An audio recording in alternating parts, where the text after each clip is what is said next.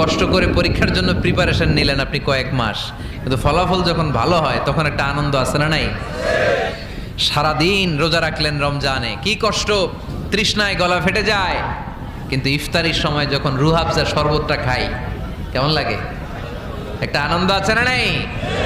এজন্য আল্লাহ বললেন فإن مع العسر يسرا إن مع العسر يسرا ও নবী, কষ্টের দিন মক্কায় অল্প কিছু দিন, মদিনাতে আনন্দের দিন অপেক্ষা করছে।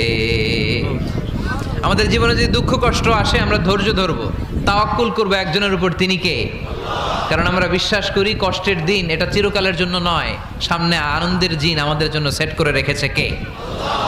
তাহলে আমরা সূরাতুল ইনশিরাহ থেকে 3টা নিয়ামতের বর্ণনা শুনলাম, বিশ্বনবীকে কি সান্ত্বনা দেয়া হলো সেটা শুনলাম। এবার 2টা গাইডলাইন শুনে তাফসীর